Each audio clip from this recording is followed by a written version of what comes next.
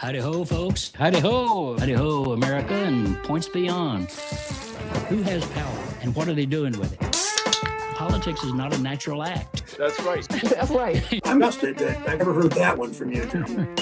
There's so many feisty fighters against the greedheads and boneheads. So grab a libation, join the conversation. It's the personal side of politics, and it is surprisingly tasty. Jim Hightower with you. Hightower Lowdown at the Chat and Chew. So pull up a chair at our table here with our gang and grab a libation of your own choice. It doesn't matter what it is to us. And join the Gabfest here as we bring you another erudite discourse on the issues of the day. Today, we're going to have a topic that is much discussed by academics, mystics, cosmologists, and cosmetologists as well. Namely, is Texas officially insane? That's our topic for tonight. We refer, of course, to SB 8. That is a piece of legislation, a piece of work, a piece of crap that has been handed to us by our governor and our attorney general and our lieutenant governor and our state legislature, all of which are overwhelmingly Republican, but we're not talking partisanship here. We're talking insanity. And they have put forth a repressive, regressive, retrograde, reprehensible anti-abortion law. And the bad news is that this law could be coming to a legislature near you. It is under consideration right now in 3 other legislatures, and others are paying attention and beginning to move in this same direction. So what is it? Why is it? And what can we do about it? To interpret anything Texas, you need to have a Texan. And okay, I'm one, but in this case, you need 2 Texans. And we have a wonderful activist, agitating lady from the state of Texas. She's long gone, actually. She's living in Atlanta, and we're going to join her tonight in the western part of Massachusetts, out in Northampton area at Smith College. She is none other than Loretta J Ross. Loretta, thanks for being with us. Thank you. And I'm going to give greetings from Temple because I'm always going to claim that I-35. There you go. Temple, Texas, right up the road from where I sit here in my home, which is our Chat and Chew for the evening. And Loretta was born in Temple and raised in San Antonio, but has gone many, many a mile from that. But all of those miles encompassing progressive values, human values, humanity values, and become an academic against great odds. Has been a longtime feminist fighter and activist, and particularly active on reproductive justice, with emphasis on justice. And we're going to talk about that tonight and why that is. Loretta, if we might just get a little personal with you here, because your involvement in reproductive issues is not an academic exercise. It is not something you read about and you've studied, though you've done all of that. Rather, it is something quite personal. Can you tell us a little bit about it? You started out with some, just abuse. Let's just say what it is. So can you just fill us in a little bit about how your own personal introduction to this topic? Well, before I get too deep, I just want to send you my mailing address so you can send me some big reds because they don't sell them up here. So excellent. Okay. Before we get there. We'll do that. When I was 14 years old, I was in the 10th grade in San Antonio, and my parents thought it was safe to leave me with a cousin who was 27 years old and married, kind of like as a babysitter, watch after the teenagers so that they don't get up to anything. And so this married cousin thought it was a good idea to give me alcohol so that he could have sex with me. And I didn't know anything about sex or education. I didn't know how babies were made. I didn't know anything because my parents thought that by keeping me ignorant, that kept me safe.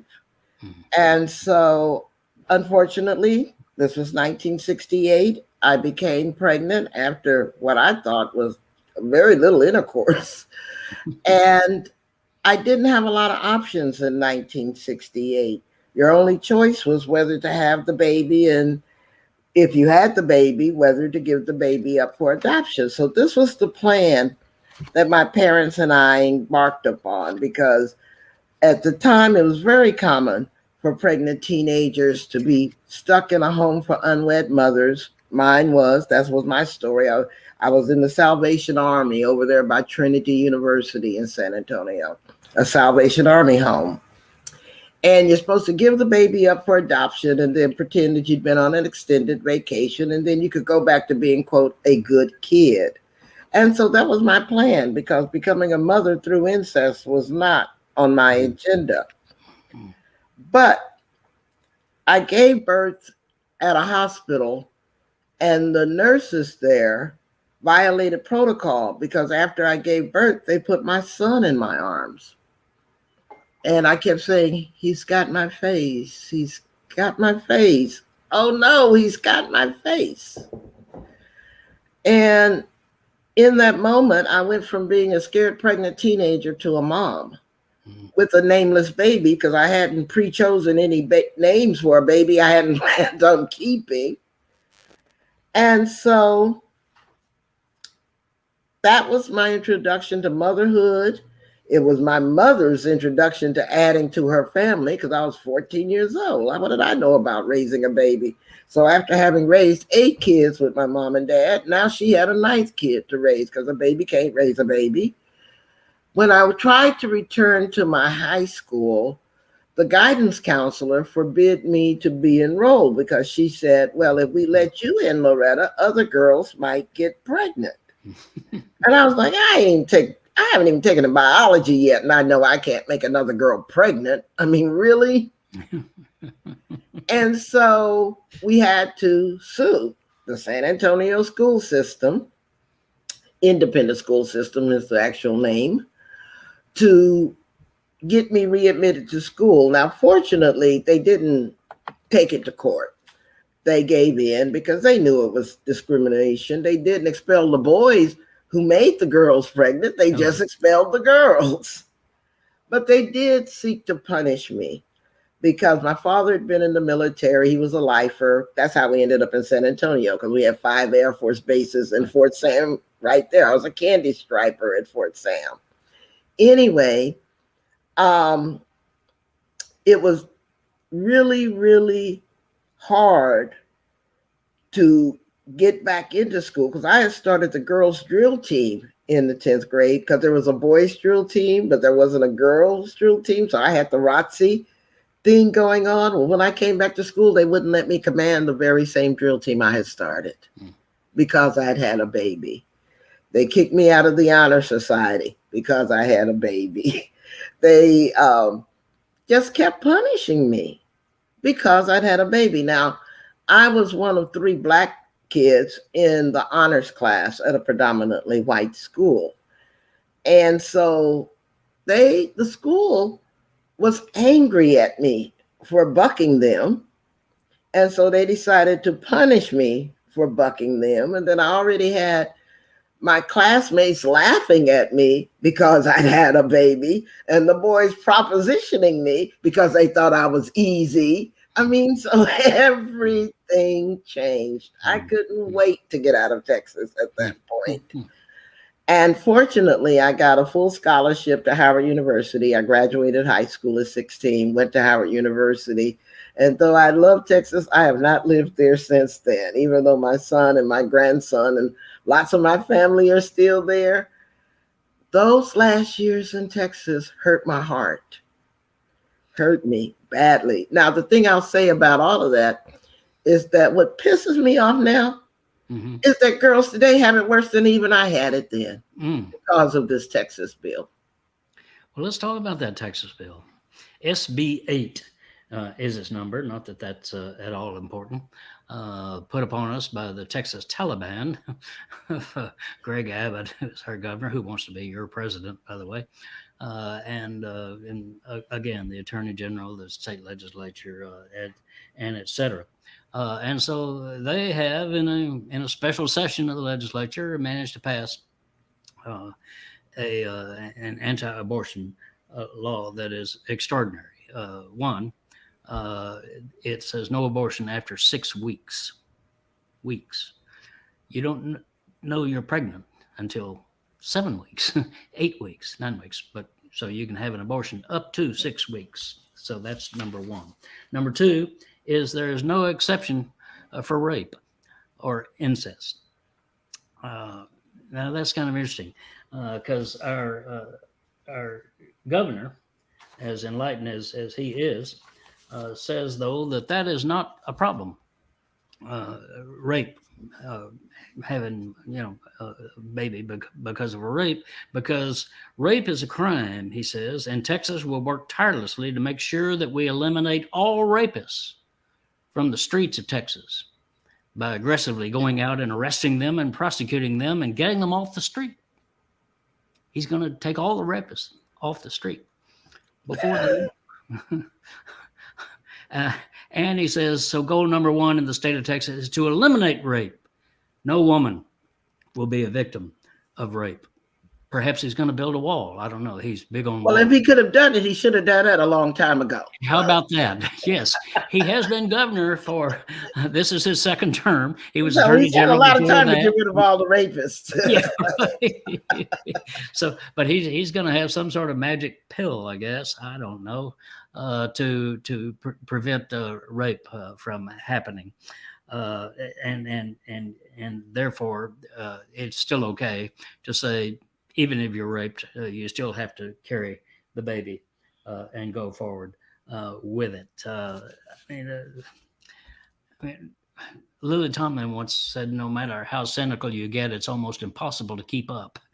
Absolutely. But the other thing I want to say, Jim, is that a lot of people talk theory, but I've got that lived experience. Mm-hmm. I kept my son born of rape, and I loved him to death, but he never got uncompromised love from his mom because I loved my child and I hated his circumstances, how he came about. And the more older he got, the more he started looking like the man who had raped me. And so every child deserves unconditional love from their mama. And my son never had that available to him. And we talked about that a lot. And so people who use this theory because they haven't been through it, I like to match their theory with my life. And I like them, to be able to talk to those of us who've had to deal with rape and incest and had to deal with the children from that and say, y'all don't know what y'all are talking about. And it certainly is not the best thing for the children either. Well, let's take off on that a little bit because that is really your work and your writing, your teaching, your activism is about, in fact, having those conversations, about confronting people with the reality, not the myths, not the theology that comes into play here, but the reality. And you've had experience of bringing people who are vehemently anti-abortion, so anti-abortion that they would protest your events, would protest at abortion facilities, and et cetera. And you've brought them inside. Tell me a little bit about that, because you've got a come in theory of life. I like that. Tell me about it. Well, in 1987, I organized the first national conference on women of color and reproductive rights at Howard University. And people who were opposed to abortion decided to send 5 Black women to picket my conference. And I really could have had them arrested because they were illegally picketing on private property of Howard University. And that's what the people inside the conference wanted me to do. But instead, I went out there to talk to them. And I invited all 5 of them to come inside, and 4 of the 5 came in. And the one I wanted them to do was to listen from other Black women and other women of color what our lived experiences were. And those 4 Black women who came in, they never went back protesting again at an abortion clinic, conference, or anything. And I have to honestly say, they haven't sent any more protesters to my event because I'll cost them their troops. Because I talk to them like they're human beings. Yeah. I don't attach a label to you and say, you're this, so I won't talk to you. I tell them my story. I invite them to tell me theirs. We make that human to human connection. And chances are people want the same thing I want. Safety, security, ability to feed my family, a peaceful neighborhood, good, clean drinking water. I mean, they want the same things I want. Yeah. And when we have those shared values, all we're talking about is different strategies to get there. And you're supposed to have different strategies because there's many paths up a mountaintop, not just one. Yeah. And is that the possibility for us? Is just to instead of inviting people to a fight, as you put it, invite them to come inside and have a conversation? That's what I call the calling in process. Because if you stop with those labels that you attach to people, then you're really inviting them to a fight because you're forgetting their humanity and you're only seeing what that label means in your head.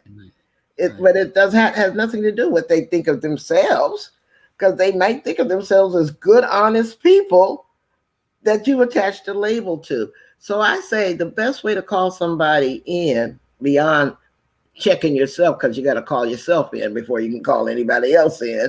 But the second step is go underneath their words and ask about their hearts. Ask about their values. Ask about what they've been through. And my favorite calling in sentence is just to look them dead in the eye and say, tell me more.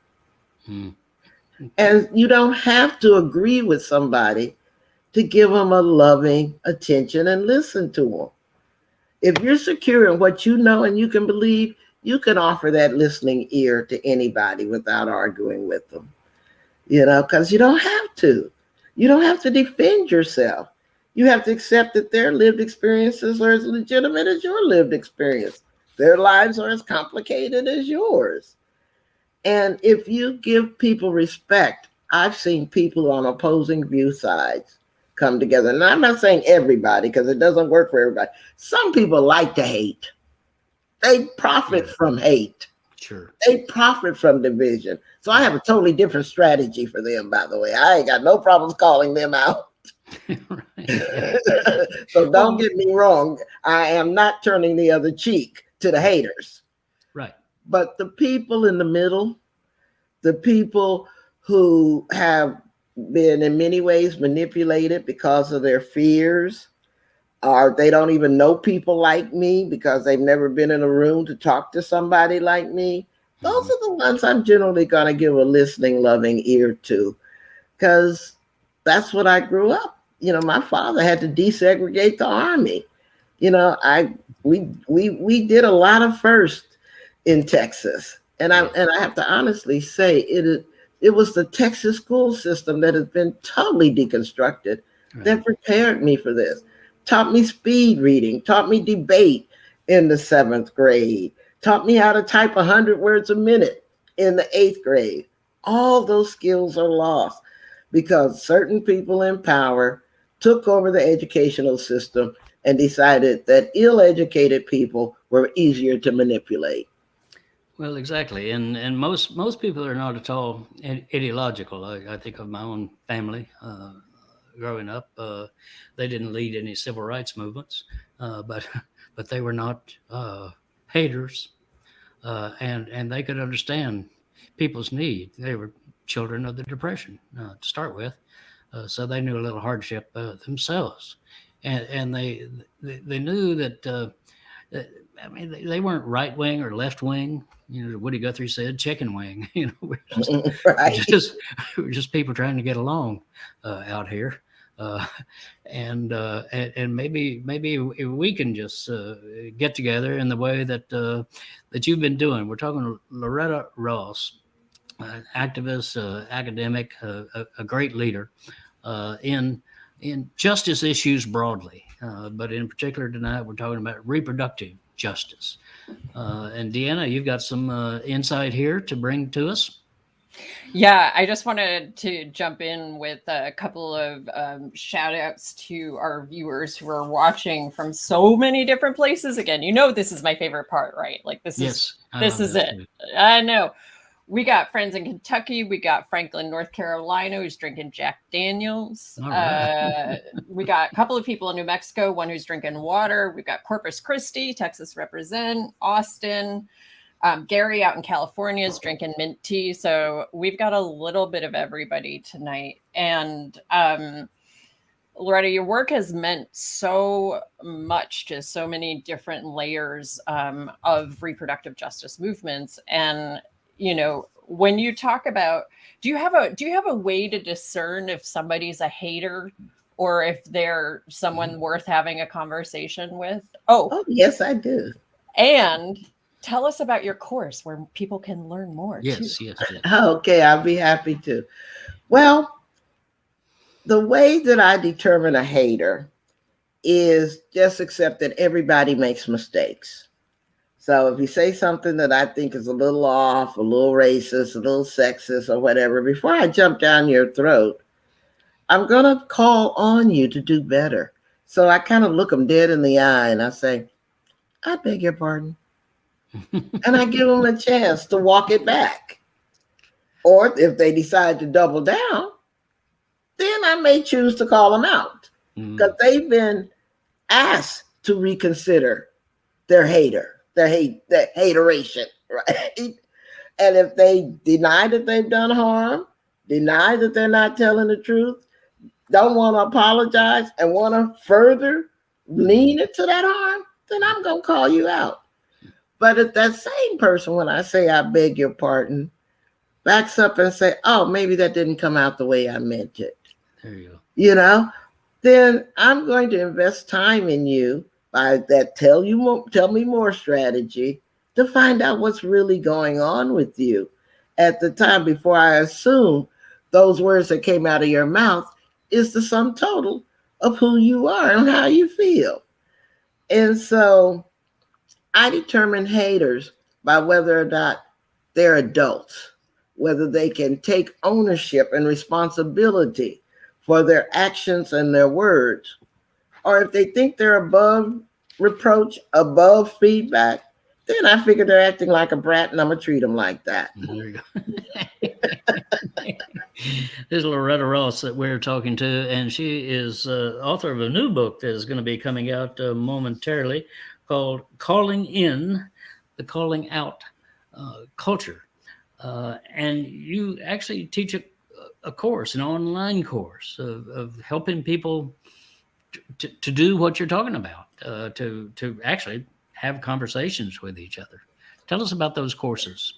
Well, the course was an accident because once COVID shut down my college last year, someone asked me if I would take online what I was teaching these students that are paying over $70,000 a year to get. And I was like, sure, but I had never taught online before. So I started these $5 calling in classes. I also talk about white supremacy and human rights in them. And next thing I know, it was a raging success. The first course, I only kept registration open for 48 hours because I had 500 people. Zoom's been making a whole lot of money off of me because I keep buying the bigger and bigger platforms. Let me just back up a little bit because I think you said $5 course. It's $5 selection. $5. The cheapest wisdom you'll ever get. So I could put $5 down and get in your course. Right, that's all it takes. And it's at LorettaJRoss.com. It's the website. You can take one, you can take all 6. It's only $5. But see, it's not only me talking about calling in, and my co-trainer is a wonderful person named Lone Tran, who actually was an 18-year-old when he invented the term calling in. So can you, out of the mouth of babes, right? but I'm the one that's trying to turn it into a movement. And it's right now we're coming up on our third session. It's every Tuesday night from 7 to 9 Eastern time. And then not only do you get the lecture, but for that same $5, you get to practice it on Thursday nights. No more money. Just, come to the practice session so that you can explore things like when you were a child, Jim, and you made a mistake. How were your mistakes handled by the people who raised you? Were you punished for that mistake? Were you shamed for that mistake? Or were you forgiven and taught to learn from your mistake? Because however you were treated is setting the pattern for how you think other people should be treated when they make mistakes. Yes, I had to confront the mistake and then move on. Well, then you had healthy parenting. Yeah, a lot of us had unhealthy parenting where, you were punished, you were shamed. I remember having to go to church and confessing that I had sinned when someone else had raped me. Had done it, yeah. And so different ways of handling it. So instead of $70,000, so instead of paying $70,000 to $5, you can get this course. Right. I don't know. This Smith is what education ought to be, Right. Well, I don't know Smith like it, but they kept me on. They gave me tenure, even as I was offering these $5 classes. Oh. This reminds me of the Highlander Center, the popular education movement of the Highlander Center. This is that tradition, right? That the education is for and of the people. We've got another question. First of all, loads of hearts and love coming in on the stream for Loretta. Just our community out there is just loving on her. Oh my gosh, they love you. But also, Patricia wants to know how we can stop a small group of wealthy people from influencing lawmakers. I read that only about 15% of Texans support the new law. Well, first of all, you again have to see the humanity of the people we call the 1%, because they got a left, right, and a center just like anybody else does. And so the people who are on our side, who are 1%ers, can be used to counter the people on the other side who are 1%. There you go. Yeah. They know what it's like to live that reality in a way that you and I that struggle from paycheck to paycheck may not know. Yeah. And so we stop demonizing people because of their identities, their wealth, their whatever, then we actually become smarter and more strategic. And so if I have access to the people who are 1%ers, I try to find out who are my potential allies, who are my probable opponents in this. And I'm going to do my best to drive a wedge between those two forces. There you go. Mark Twain said, I'm opposed to millionaires, but it would be dangerous to offer me the position. Well, so having money, you don't have to be a jerk. And that's a message we might send out to people with money. It's not required that you be a jerk. Have the money and put that to work for these greater causes. I mean, here's a program right here for $5. I mean, no hedge fund operator is going to even consider something like that. So we got to get back to common sense. And speaking of common sense, get back for a moment to this piece of legislation itself, the SB 8 that came out of the Texas legislature and is now metastasizing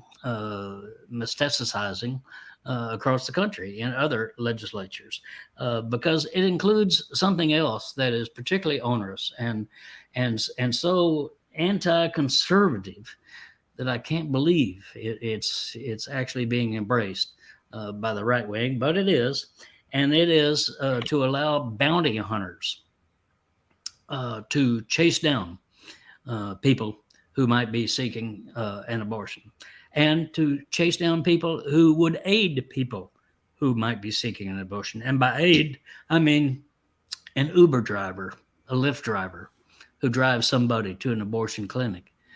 They can get a $10,000 bounty by turning that person in. Now, Loretta, I know that you know enough history to know that this is the equivalent of the Fugitive Slave Act. That's what popped in my mind. That's the slave catcher mentality. Of 1850. Mm-hmm. The Fugitive Slave Act in which the federal government of the United States of America, as Lyndon Johnson used to put it, America, paid. Don't diss LBJ. I don't let No, nobody diss LBJ. Okay. Absolutely. I'm on the program with LBJ on this program for sure. I was not so solid about the Vietnam War, but that aside. Yeah, well, I mean, everybody makes mistakes on human, yeah, but on the human, on the social justice issues and civil rights issues, etc. Totally, the most progressive president in my lifetime, in fact.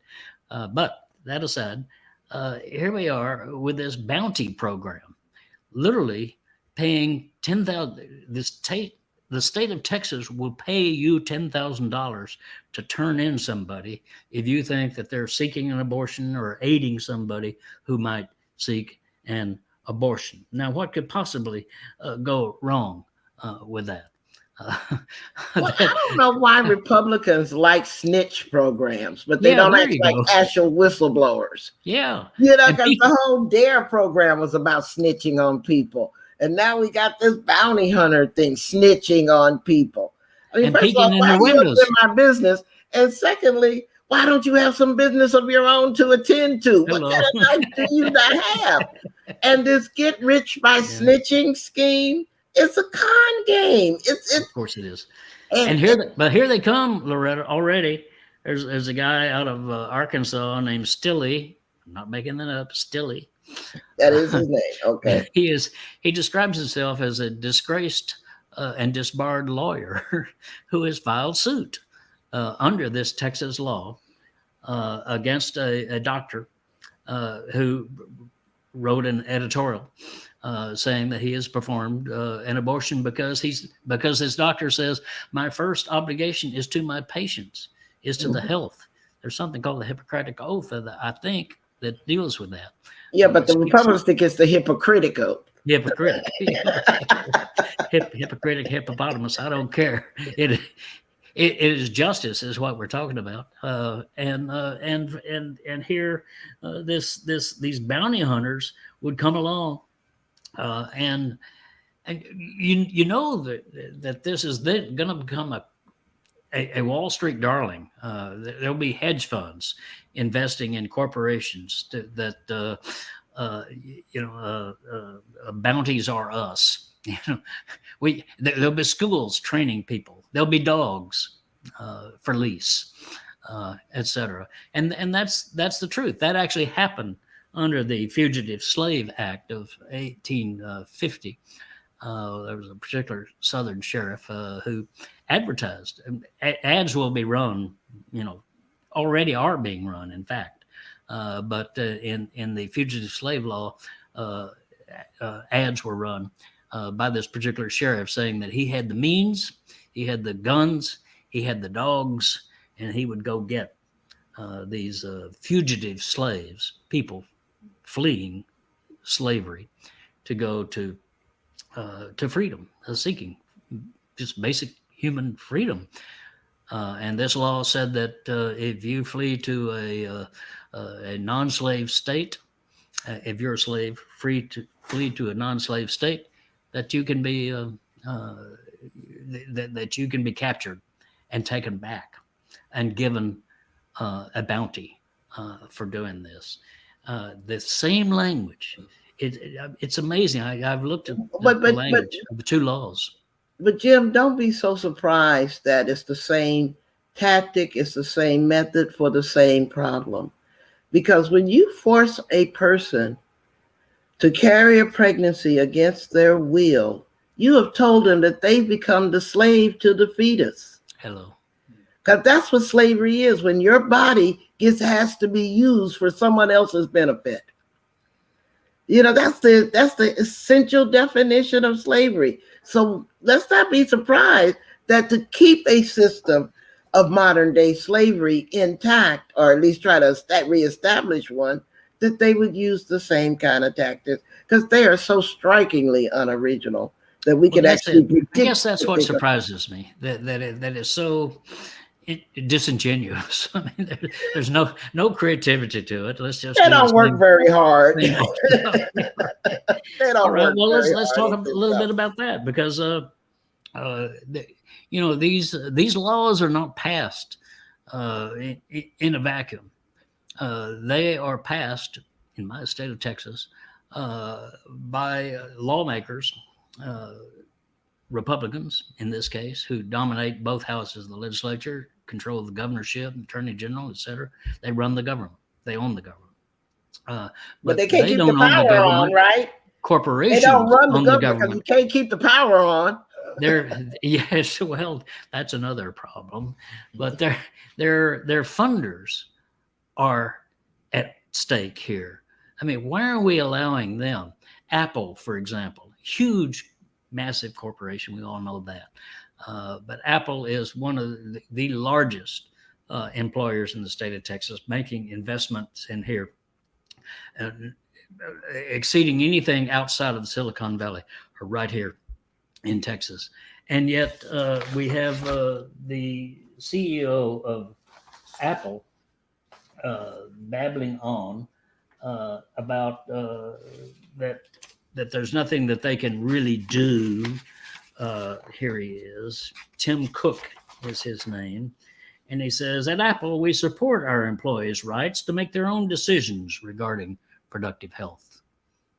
But Apple puts tens of thousands of dollars into the pockets of the people who are undermining those rights of the people.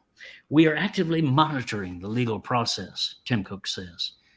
That's courageous, isn't it? We're monitoring it. We're not doing anything about it, but we are monitoring it.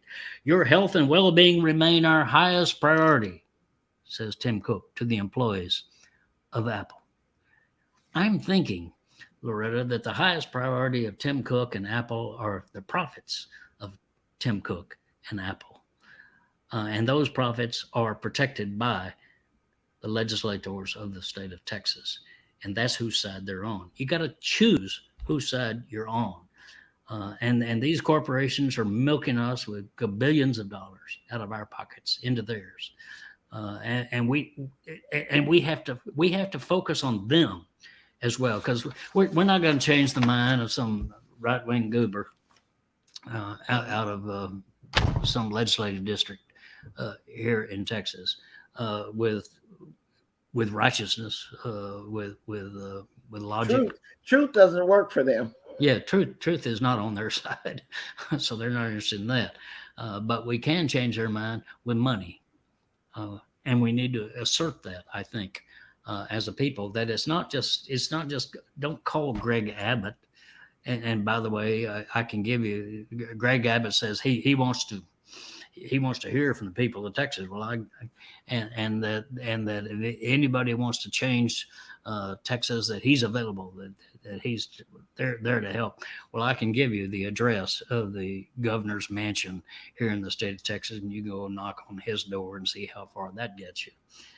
But if you knock on the door of Apple and you knock on the door of some of these other corporate funders, and by the way, there's a whole list of them here. Especially appalling to me, Loretta, is that United Healthcare, $90,000 to the sponsors of this legislation in Texas. Anthem Healthcare, $87,000 to the sponsors, the legislative sponsors of this anti-abortion bill. CVS, the drugs corporation that controls 60% of the drugstores in America, $72,000 that they've given. Those are villains that we can talk to, that we can reach. Well, let's talk about what happened in Georgia when Georgia passed that voting rights repression bill. First of all, the movie industry moved 57 movies and billions of dollars out of Georgia. Louisiana's lucky, thankful, because they got all of our movies now. They got the money from that, But I'm saying, and Coca-Cola tried to do that same. Well, we're looking at it. We didn't know it was going to be so bad, but we need a Stacey Abrams in Texas. Maybe there is one. I just don't know who they are. Someone who's going to bring the people in pain to the people in power, like Ayanna Pressley says. We need to show our economic power, our economic muscle. I think that corporations, which is logical, they care about the bottom line. That's why they're in business. Hello. But you can make money doing the right thing, or you can make money doing the wrong thing. And that is a choice that you have. Don't act like you don't have choices. But I also find that if I had the chance to talk to a Tim Cook, I'm going to talk to Tim Cook like he's a human being, not that he's a robot in charge of Apple. Because I'm going to say, Tim, you need to be able to be at peace with yourself about the choices you're making with the power that you have. It's not about me calling you out. It's offering you a chance to address the fact that you think you're a good man inside, but your economic decisions don't reflect that. So which Tim Cook do we have? The good man Tim Cook, or the Tim Cook who says all the right things on paper, but doesn't understand that your money is a moral document?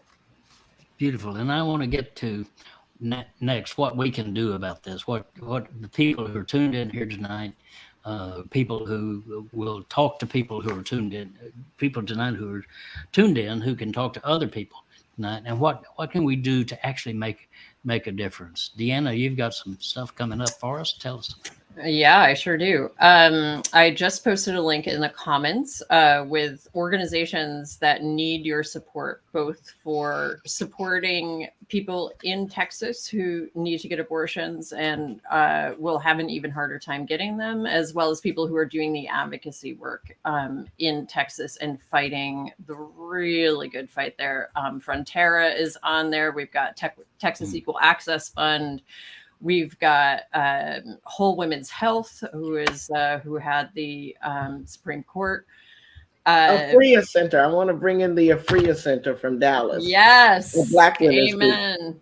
Amen. I'll post a link in 1 second, both on screen and in the comments. And something that occurred to me when you guys were talking about the binary system, and I know we don't have too much time left, so I don't know how best to summarize it, but I was thinking about how, Loretta, when you and I talked about, and you explained how all of these systems are intersectional. You have to look at this as an intersectional piece of legislation, that this is part of a larger agenda. And I've been thinking really deeply about that in the week since we've talked. And then just today, we saw these horrible pictures from the Texas border of white men on horses rounding up Haitian immigrants. Like they're cattle.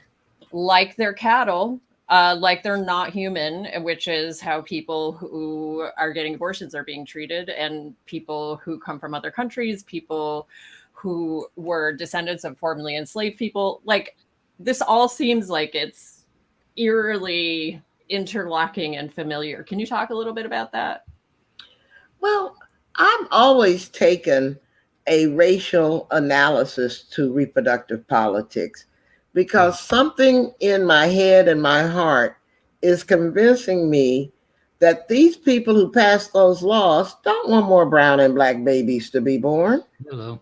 Because they're killing the ones we have. I think all of this requires us to intersect race with gender. I think it's about manipulating white women into having more babies because they're afraid that they're demographically doomed. There aren't enough, quote, white babies being born for them to be in permanent control of our country. And so I think if they could figure out how to isolate and restrict abortion to brown and black babies, women, they would send limousines to take us to the clinic. Fully funded limousines. So I critique the pro-choice movement because they don't take a sufficiently racialized analysis for what's going on. That if white women really understood how they're the pawns of deconstructing America, they'd stand up and fight that. They'd stand up, but they think that it really isn't about them in that particular way. Yes, they can see the gender implications of it, but do you really understand that the Handmaid's Tale is becoming their blueprint? I mean, this is not racially neutral stuff here. And so we need that intersectional analysis. We need to understand that you're these people are talking about they don't have enough workers for the economy. That's why they need white women to have more babies. Yet the very workers standing there at the Rio Grande border, you're whipping with whips because you don't want those workers. You just want the workers that look like you, kind of thing. We have to offer a pungent analysis of what is not hidden at all. It's hidden in plain sight. And That we have to do they something have else, years. and that is we have to take it into politics. Oh yeah.